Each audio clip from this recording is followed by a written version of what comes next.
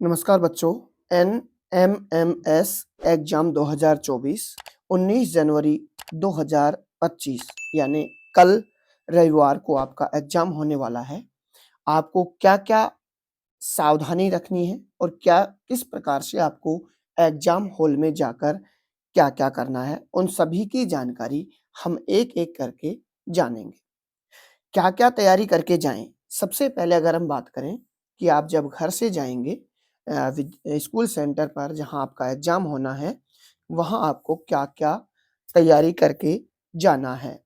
बच्चों, सबसे पहले आपका जो प्रवेश पत्र है, उस प्रवेश पत्र पर 2 फ़ोटो लगा लें और 2 फ़ोटो लगाने के बाद में दोनों फ़ोटो पर संस्था प्रधान के द्वारा प्रमाणित करवा लें। यानी जो दोनों फ़ोटो हैं, उस पर संस्था प्रधान यानी हेडमास्टर सर के जो है साइन और सील वहाँ पर लगवा लें, नंबर 1।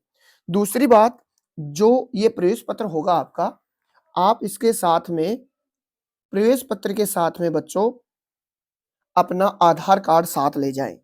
आधार कार्ड आपको ज़रूर ले जाना है साथ में। एक प्रवेश पत्र ले जाना है फ़ोटो लगवा के और साइन करवा के, दूसरा आधार कार्ड ले जाना है और तीसरा बच्चों आपको एक नीला पेन, बाल पेन ले जाना है। नीला बाल पेन आपको साथ लेना है। ये 3 चीज़ें आप अनिवार्य रूप से साथ लेकर आएँ। तो पहली बात हमारी यही है कि घर से क्या-क्या तैयारी करके आप जो है एग्ज़ाम सेंटर पर जाएँ। तो पहली बात प्रवेश पत्र जिस पे 2 फ़ोटो लगी हुई और साइन होनी चाहिए। दूसरा आधार कार्ड होना चाहिए साथ में और एक नीला बॉल पेन आपके पास होना चाहिए। अब बच्चों जैसे ही आप परीक्षा हॉल में जाएँगे, तो परीक्षा हॉल में बैठने के बाद आपको क्या करना है? कैसे पेपर को हल करना है और हॉल में बैठते ही सबसे पहले आपको क्या करना है?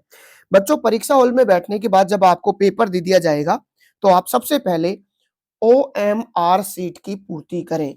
देखिए बच्चों, ओएमआर में जो आपको पूर्ति करनी पड़ेगी, सबसे पहले ओएमआर जो आपकी होगी, इस प्रकार से आपकी ओएमआर शीट आपके सामने आएगी, आंसर सीट आपके सामने आएगी और इसमें सबसे पहले बच्चों आपको क्या करना है, ये जो देखो यहाँ पर लिखा हुआ है रोल नंबर, ये रोल नंबर 12 डिजिट में जो दिए हुए हैं, आपके रोल नंबर अभी भी 12 डिजिट में ही दिए हुए होंगे और इन 12 डिजिट के रोल नंबर पूरे जो आपके प्रवेश पत्र में रोल नंबर लिखे हुए हैं, उनको आप सीधे से यहाँ पर इस कॉलम में भर देना है। जैसे मैं आपको बता दूं, यानी ओमार शीट में सबसे पहले आपको यहाँ पर ये रोल नंबर ही लिखने हैं। आपको मैं और बड़ा सा करके दिखाता हूं इस प्रकार से कि ये जो कॉलम है, इन कॉलमों में आपको सिर्फ और सिर्फ ओमार शीट जो कॉलम है, इसमें रोल नंबर फिल करने हैं।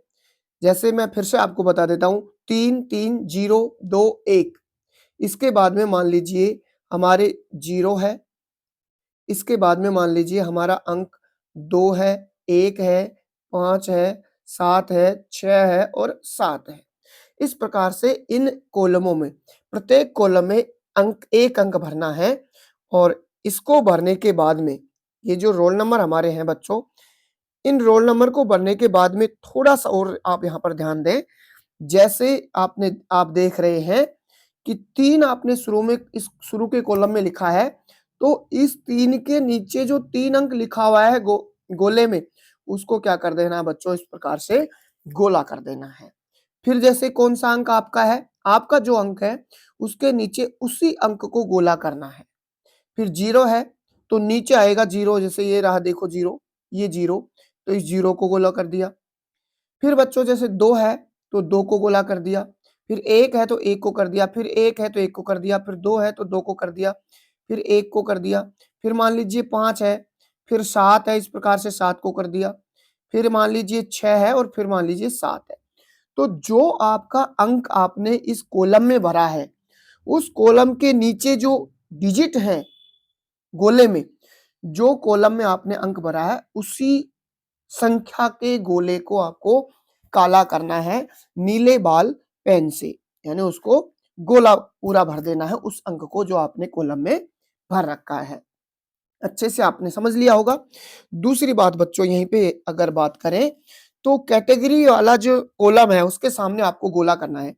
जैसे ये कैटेगरी है, मान लीजिए जर्नल, एससी, एसटी और ओबीसी जो भी आपकी कैटेगरी है, अगर ओबीसी यहाँ पर नहीं आता है तो आप जनरल में, ओबीसी वाले सभी बच्चे जनरल के सामने वाले को गोला कर देंगे, एससी वाले बच्चे एससी के सामने वाले कॉलम को गोला करेंगे और एसटी वाले बच्चे हैं जो एसटी वाले को सामने वाले गोला को काला कर देंगे। ये भी आपको करना होगा। इसके बाद में कोई अगर डिसेबिलिटी बच्चा है, विशेष आवश्यकता वाला बच्चा है, तो उसमें देख लीजिए ये जो आपके सामने जैसे मान लीजिए ब्लाइंड है, लो विजन है, हियरिंग है, कोई कम सुनता है, तो ये सारे ऑप्शन आपके सामने आएंगे। अगर कोई विशेष आवश्यकता वाला बच्चा है, डिसेबिलिटी वाला बच्चा है, तो उसको इनके सामने वाला गोला क्या कर देना है, काला कर देना है, ये गोला भर देना है। इसको भी आपको ध्यान रखना पड़ेगा बच्चों। इसके बाद में बच्चों अगर हम बात करें तो इधर एक तीसरा ऑप्शन कॉलम आएगा आपका साइन वाला। देखो यहाँ पर इस signature and name of candidate, यानी जो बच्चा एग्जाम दे रहा है उसका पहले तो यहाँ पर साइन कर देना है, जैसे मैंने मान लीजिए ये साइन कर दिए, और इसके बाद में नाम लिख देना है, जैसे मैंने मान लीजिए ये मैं नाम लिख दिया है, पहले साइन और फिर नाम। आप सीधा सा एक बार इधर नाम लिख दे बच्चों और एक बार इधर नाम लिख दे, तो ऐसे आपको जो है लिख देना है इस वाले कॉलम में। जो आपका कॉलम यहाँ पे आप पढ़ लेना कि स्टूडेंट वाला कौन सा है, स्टूडेंट वाले में करना है, एक विकसक का होगा और एक यहाँ पर जो है सेंटर स्टूडेंट का होगा, लेकिन आपको बच्चों स्टूडेंट वाला जो कॉलम है उसमें सिग्नेचर और नाम जो है आपको लिख देना है।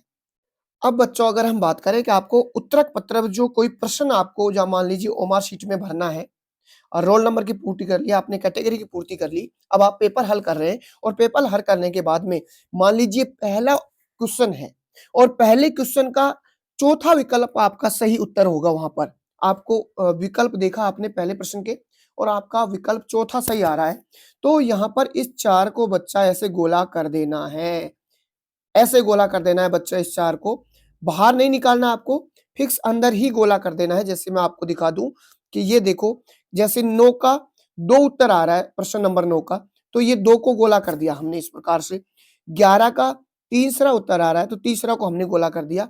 तो बच्चा ऐसे आपको क्या कर देना है, गोला कर देना है। जो जो प्रश्न संख्या है उसी के सामने जो विकल्प हमारे पास में है 1 2 3 4, जो भी आपका विकल्प सही है बच्चों उसको यहाँ पर क्या कर देना है, गोला कर देना है, हमारा उत्तर सही होगा। ठीक है बच्चों। अब बच्चों हम जान लेते हैं कि हमें पेपर हल करते समय कैसे पेपर हल करना है और पेपर हल करते समय किस किस प्रकार से हमें पेपर हल करना होगा। इन सब चीजों को आपको एक एक करके हम जानकारी ले लेते हैं कि आप परीक्षा हॉल में बैठने के बाद में कैसे करेंगे पेपर हल, कौन सा सब्जेक्ट सबसे पहले हल करेंगे, इन सब चीजों की जानकारी हम देखते हैं। अगर पेपर हल करते समय जानकारी की बात करें बच्चों, तो देखिए सबसे पहले मैं आपसे बात करूंगा कि जो 180 प्रश्नों का आपका पेपर होगा और 180 अंक होंगे, यानी प्रत्येक प्रश्न 1 अंक का होगा। सबसे पहले आपको पेपर हल करते समय एसएस या साइंस यानी विज्ञान के प्रश्नों को हल करना है। आपको सीधा गणित और रीजनिंग के प्रश्नों पर नहीं जाना है, क्योंकि वहां पर आपका समय ज्यादा लग सकता है, टाइम ज्यादा लगेगा प्रश्नों में।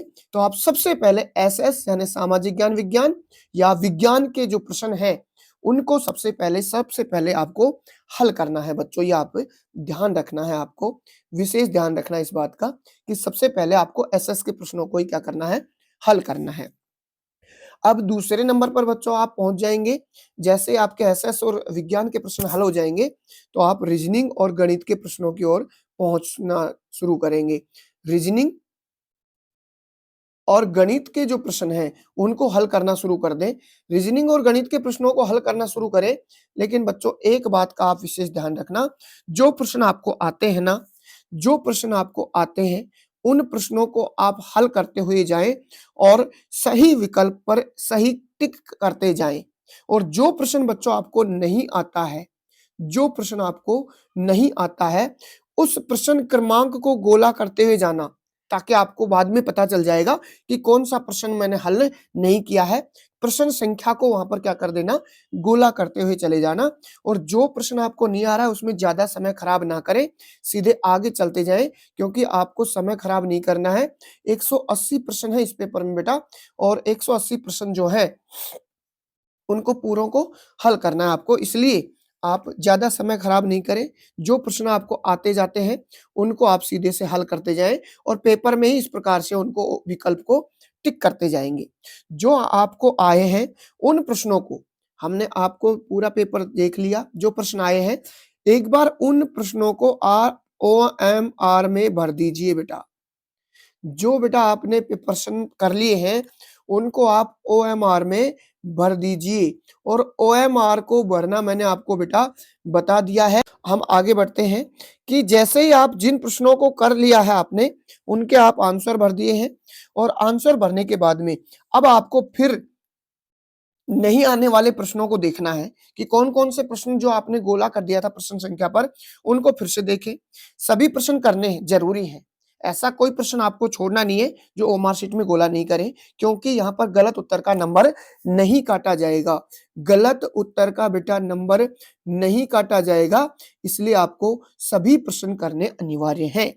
जो प्रश्न नहीं आते हैं बेटा उनका उत्तर आपको कैसे देना है, इसकी थोड़ी सी बात मैं आपके सामने बता देता हूं कि मान लीजिए आपने पेपर हल कर लिया, लेकिन कई प्रश्न हैं जो आपको नहीं आ रहे हैं, उनका उत्तर आप कैसे देंगे। तो बेटा इस बात को ध्यान रखना, नंबर 1 कि जो उत्तर है आपके, जिस प्रश्न का जो आपको प्रश्न नहीं आ रहा है, उनके जो चारों विकल्प हैं उन चारों विकल्पों को देखो बेटा, और उसमें बेटा जो सबसे बड़ा विकल्प लग रहा है आपको, सबसे बड़ा विकल्प लग रहा है, उसी को बेटा उत्तर मान लेना। पहली बात कि आपको चारों विकल्प देखने हैं, जो प्रश्न आपको नहीं आ रहा है बेटा, और उसमें सबसे बड़ा जो उत्तर आ रहा है बेटा, सबसे बड़ा विकल्प है, उसको बेटा क्या कर लेना है, उत्तर मान लेना है, नंबर 1 बात। अगर बेटा नंबर 2 बात हम करें, दूसरी बात कि अगर किसी प्रश्न में जो ऐसा प्रश्न आपको उत्तर नहीं आ रहा है, और उन चारों विकल्पों में से एक विकल्प मान लीजिए बेटा ऐसा है कि उपर्युक्त सभी, एक विकल्प ऐसा आएगा उपर्युक्त सभी, तो बेटा इसको आपको क्या कर लेना है, उत्तर मान लेना है। इसको क्या कर लेना है आपको, उपर्युक्त सभी वाले को क्या कर लेना है बेटा, उत्तर मान लेना है। 2 बातें हमारी ये हुई बेटा। तीसरी बात अगर बात करो, अच्छे से ध्यान रखना बेटा इस बातों को।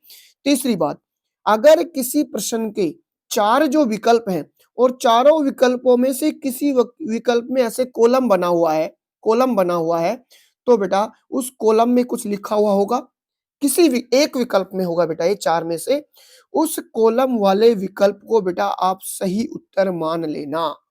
कॉलम वाले विकल्प को सही उत्तर मानना बेटा, और उसको आप जो है अपने ओमार में फिल करना, भरना। ये जो नहीं आने वाले प्रश्न है बेटा, उनमें आपको ये चीजें करनी है। अब बेटा 4 नंबर पे अगर मैं बात करूं, और जो आपको प्रश्न नहीं आ रहा है, और उन चारों विकल्पों को आप अच्छे से देखें बेटा, अच्छे से उन विकल्पों को पढ़ लीजिए, और उन चारों विकल्पों में से एक विकल्प बेटा आपको ऐसा लगेगा जो अलग होगा, तीनों से अलग होगा बेटा। जो आपको तीनों से अलग लगता है उसी को आप क्या मान लेंगे, उत्तर मान लेना। उसी को आप क्या मान लेंगे, उत्तर मान लेना। जो आपको 4 में से, 4 विकल्पों में से एक अलग लग रहा है, उसी को क्या मान लेंगे बेटा आप, उत्तर मान लेंगे। चौथी बात, चलो बेटा 5वीं बात की अगर हम बात करें कि आपको जिन प्रश्नों को, आप जो प्रश्न आपको नहीं आ रहे हैं उनमें और क्या करना है। 5वीं बात मेरी कि फिर भी अगर आपको प्रश्न नहीं आता है, कोई और प्रश्न ऐसा है जो नहीं आ रहा है, तो बेटा अंत में आपको क्या करना है, अंत में आपको जो प्रश्न नहीं आ रहे हैं उनके बी या सी विकल्प को ओमार शीट में भर आना बेटा। बी या सी विकल्प को ओमार शीट में भर आना बेटा, क्योंकि बी और सी मैं इसलिए बता रहा हूं बेटा कि ज्यादातर उत्तर जो होते हैं वो बी सी होते हैं, तो इसमें कोई गलत उत्तर का नंबर तो काटा नहीं जाएगा, तो आप बेटा इसमें बी या सी में से लास्ट में भर आना।